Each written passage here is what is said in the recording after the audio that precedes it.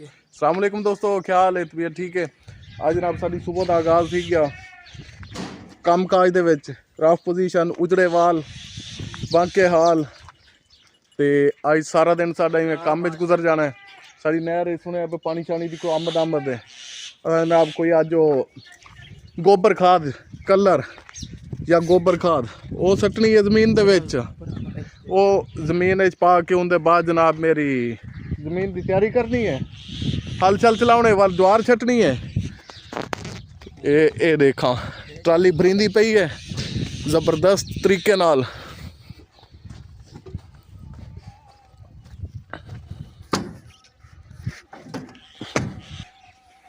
परवेज लाई है वीडियो ते कोई दिखे सा तेरे वास्ते बनेदा पिया। पीका आया वदे काबू मेरे हाथ तले आ गई पीका। अज ये काबू ना देंदा भी अज देख किवें आया वदे तले। दोस्तों एक ट्राली पैक कर रहे हैं, जगह बड़ी तंग है तो जोड़े भर रहे सन उन्होंने आख्या जनाब तेरे को इतों ट्राली पैक नहीं होगी। जगह वाकई तंग सी, एक साइड वाल कीकर सी, दूसरी साइड वाल हमसाया की गंदम सी, उन्होंने की गंदम भी बचानी सी और अपना काम भी करना सी। तंग जगह उतों रिवर्स करके तो फिर अगे फारवर्ड लैके गया। जिवें तुसीं देख रहे हो बिल्कुल नज़दीक कीकर पहुँच गया, बिल्कुल नज़दीक है।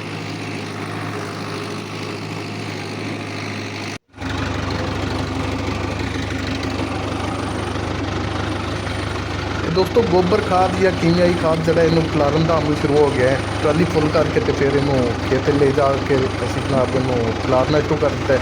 इस उत्ते बाद फिर रगड़ भी लगावांगा ताकि मुनासिब खिलर जाए। तो दोस्तों असा मुरिंगा की काश तो सुहांजने की अल्लाह के हुक्म नाल डंडे इवें ला देवो सीधे सीधे और उत्तों बाई चांस पानी आ जाना नहर वाला। जिवें पानी लगे जिका कर तो इंशाल्लाह इन्हें ग्रो कर जाना जबरदस्त तरीके नाल।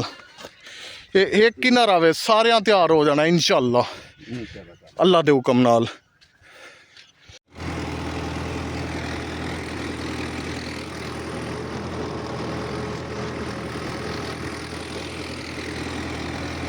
ये जी रगड़ उत्ते चलाने का अमल शुरू हो गया है।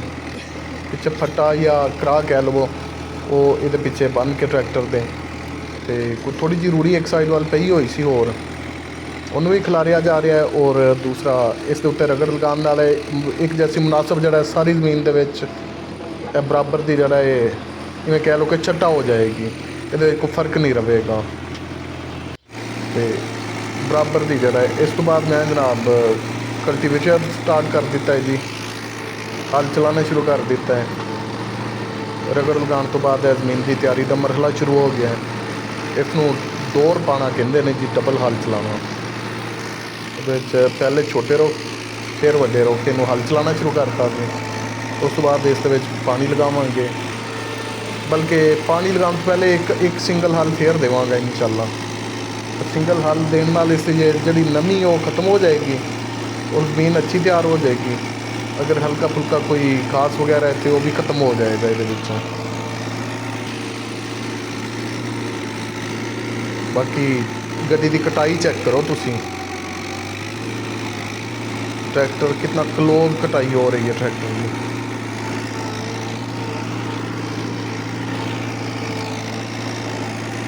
अच्छा दबांग के उत्ते हल चलाने का मज़ा ही आता है, ना ड्राइवर तंग होंदा है ना ट्रैक्टर तंग होंदा है। उन्हें 13 फुट वाला कल्टीवेटर कर रहा है जी।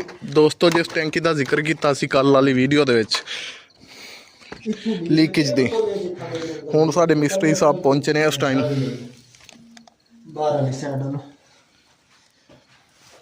उसकी सैटिंग असीं करवा रहे हैं हुण। नहीं बखाई अब मिक्सिंग कर अच्छे तरीके नाल, हाँ मिक्सिंग मार जल्दी कर, तेन लोटा पानी का भर के मैं देना है। फ्रीदन मैं लाया मी हाथ नाल इसकारे दी विच बिल्कुल जरे बराबर भी ना जगह छोड़ी। उन्होंने गर्म दिया बंद कर मलूम इवें थी ना मौत दे कुएं च बैठे तो इवें ना उवें नहीं मालूम थींदा। मोबाइल के कैमरे च देखूँ ना इवें मालूम थींदा मौत दे कुएं च है।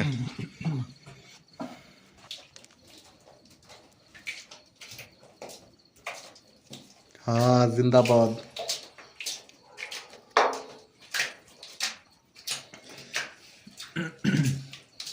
ਅੱਜ ਕਿੱਥਾ ਫਰੀਦਨ ਕੰਮ ਕਰੇਂਦਾ ਪਿਆ ਨੂੰ ਹੁਣ ਠੀਕ ਹੈ ਕਿਉਂ ਕਿਆ ਤੂੰ ਡੇਰਾ ਬਿਮਾਰ ਆ ਵੀ ਹਸਪਤਾਲ ਠੀਕ ਆਖੇ ਸੀ ਅਸਾਂ ਇੱਕ ਨਹੀਂ ਨਾ ਤੂੰ ਕੰਮ ਪਾਇਆ ਮੈਂ ਹਾਂ ਪੜਾ ਮੈਂ ਪੜਾ ਲਾ ਉਸਤਾਦ ਲਾਜਵਾਬ थी क्या उसी ਹਾਂ उस्ताद ही लाजवाब थी क्या ਉਹ ਫੋਨ ਕੀਤੇ ਆ ਕੇ ਚਾਚਾ क्या है ਜਵਾਬ ਤੇਰਾ हाँ उसके पता करेंगे ਇਹਦਾ ਸਾਡੀ ਸਪਰੇਅ ਮਸ਼ੀਨ ਦੀ ਨਾਲੀ ਖਰਾਬ ਹੋ ਗਈ ਹੈ ਅਸਾਂ ਵੇਂਦੇ ਪੈਸੇ ਨਵੀਂ ਗਿਣਨ ਮੁੰਚੀ ਵਾਲਾ ਕਸਬਾ ਤੋਂ ਅੱਜ ਤੁਹਾਨੂੰ ਮੁੰਚੀ ਵਾਲਾ ਹੀ ਦਿਖਾਉਂਦੇ ਆ ਕਿਹਦਾ ਕਸਬਾ ਹੈ ਦੋਸਤੋ ਅਸੀਂ ਪਾਕਿਸਤਾਨੀ ਬੜੀ ਜੁਗਾੜੀ ਆ ਇਹ ਸਾਡਾ ਜੁਗਾੜ ਚੈੱਕ ਕਰੋ ਜੀ ਜਾਨਵਰ ਢੋਣ ਦਾ ਇਹ ਜੀ ਅਸਾਂ ਮੁੰਚੀ ਵਾਲੇ ਪੁਲ ਤੋਂ ਮੁੰਚੀ ਵਾਲਾ ਸਾਈਡ ਨੂੰ ਟਰਨ ਲੈ ਲਿਆ ਹੈ ਕਸਬਾ ਹੈ ਜਿਹੜਾ ਸਾਡਾ ਮੁੰਚੀ ਵਾਲਾ ਇੱਥੋਂ ਜ਼ਰੂਰਤ ਦੀ ਹਰ ਚੀਜ਼ ਤਕਰੀਬਨ ਮਿਲ ਜਾਂਦੀ ਹੈ ਇਹ ਮੁੰਚੀ ਵਾਲਾ ਕਸਬੇ ਦੇ ਵਿੱਚ ਇੰਟਰ ਹੋ ਗਿਆ ਦੁਕਾਨਾਂ ਦਾ ਆਗਾਜ਼ ਹੋ ਗਿਆ ਇੱਥੇ ਸੈਂਟਰੀ ਦਾ ਸਮਾਨ ਹੈ ਖਾਦ ਦੀਆਂ ਦੁਕਾਨਾਂ ਨੇ ਇਸ ਤੋਂ ਇਲਾਵਾ ਜਨਾਬ ਸਪੇਅਰ ਪਾਰਟਸ ਦੀਆਂ ਦੁਕਾਨਾਂ ਨੇ ਸਮੋਸੇ ਪਕੌੜੇ ਵੀ ਮਿਲਦੇ ਨੇ ਹਰ ਚੀਜ਼ ਅਵੇਲੇਬਲ ਹੈ